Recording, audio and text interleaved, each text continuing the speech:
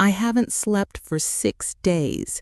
My eyes burn as if someone's poured hot sand into them, and my eyelids twitch, desperate to betray me.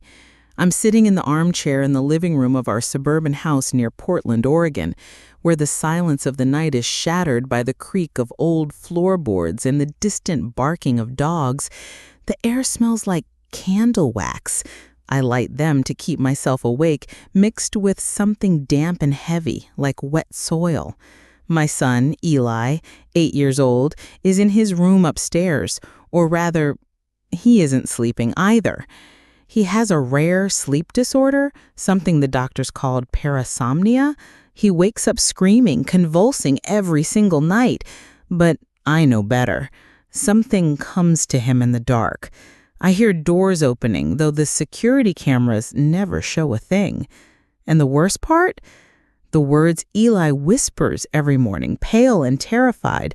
"Mom, don't sleep. He comes when you don't hear him." Our house is old, built in the 1930s, full of narrow hallways and windows that rattle in the wind. We moved here a year ago, after the divorce.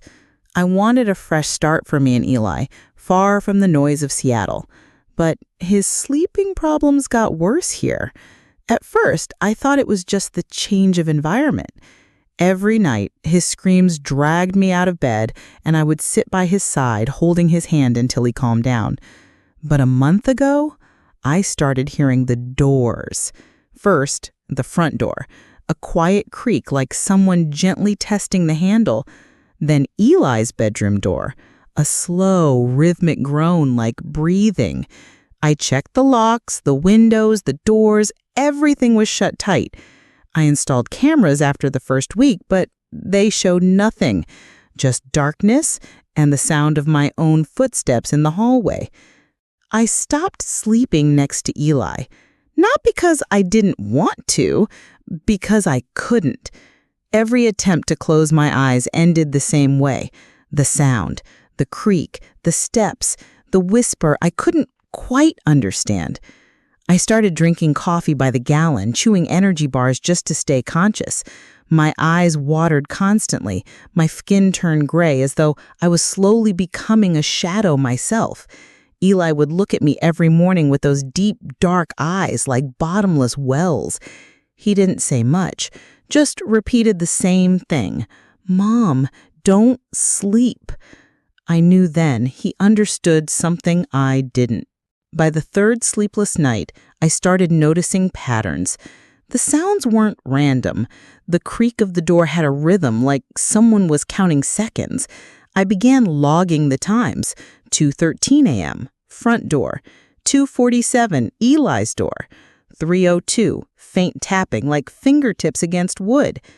I checked the cameras after every sound. Nothing, just my pale face reflecting back from the screen, my red-eyed eyes. But I felt it, not inside the house, in the air itself, in the silence between the sounds. Something was here, watching, waiting. I stopped looking into mirrors. My reflection didn't feel like mine anymore. I installed more cameras in the living room, in the hallway, right above Eli's bed. Every morning, I reviewed the footage, searching for anything.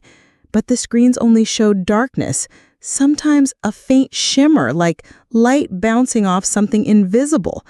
Eli would sit next to me, silent, squeezing my hand, his skin always cold, as though he'd spent the night outside.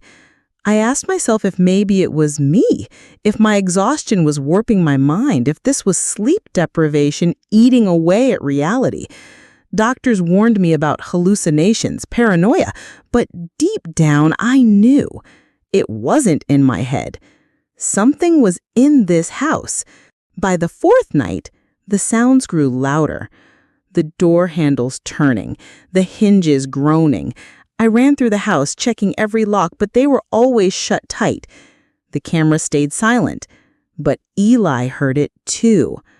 I found him sitting on his bed, knees pulled to his chest, staring at the far corner of his room.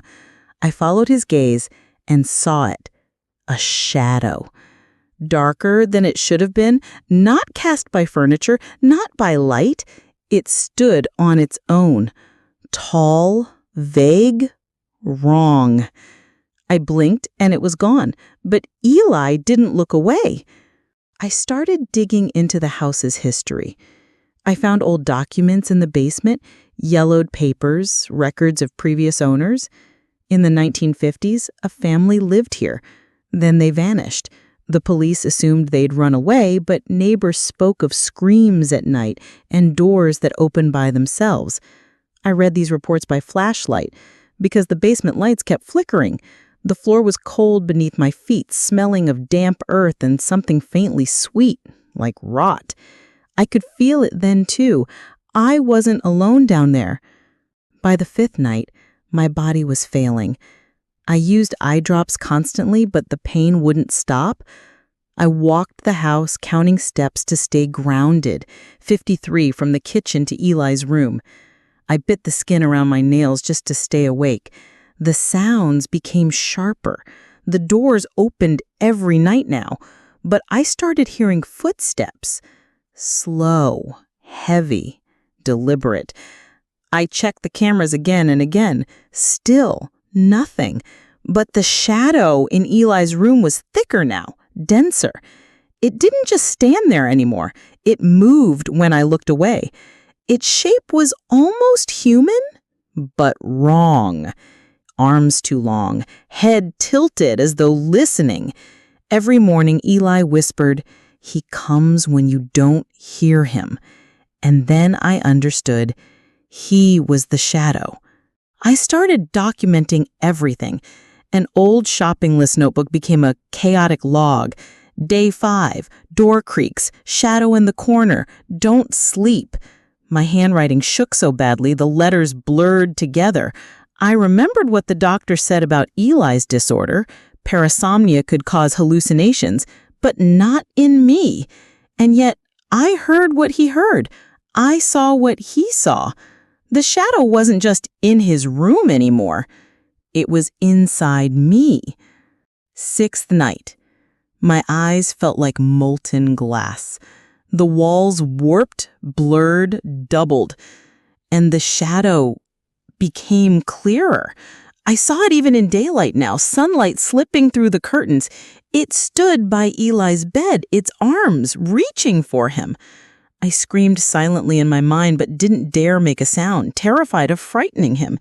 He just sat there, staring into the corner of his room, his eyes hollow, empty. I was losing him. The sounds came constantly now. The creak, the footsteps, the whisper. I checked the cameras. Nothing, but I knew better. The shadow was real, and it was waiting for me to break. Then I found it. In the basement, buried beneath old boxes, an old photograph of a family. Man, woman, boy. Their eyes were like Eli's. Dark, bottomless. On the back, someone had scrawled 3 words. "Don't fall asleep." That's when I understood. This wasn't just a house. It was alive. It fed on us, on our fear, our exhaustion.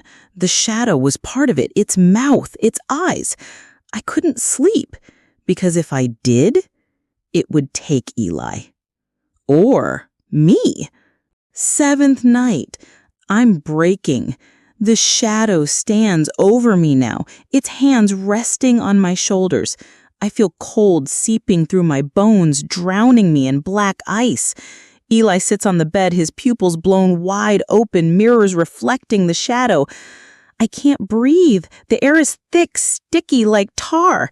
My notes are scattered across the floor, pages torn and crumpled. And then I see it. The shadow, sharper now, its face. Not human, but familiar. I know those eyes, those features. They're mine. And then comes the twist. I find a medical report in my bag, one I don't remember putting there. It isn't Eli who's sick. It's me. The diagnosis, a rare form of parasomnia causing waking hallucinations. Eli never whispered about the shadow. Eli never told me not to sleep. I whispered it to myself. There is no Eli. There is no house. I'm not a mother. I'm a patient, a runaway from a clinic trapped in my own fractured mind. The cameras never lied. They showed nothing because there was nothing, just me, alone, with the shadow, waiting for me to close my eyes so it can become me.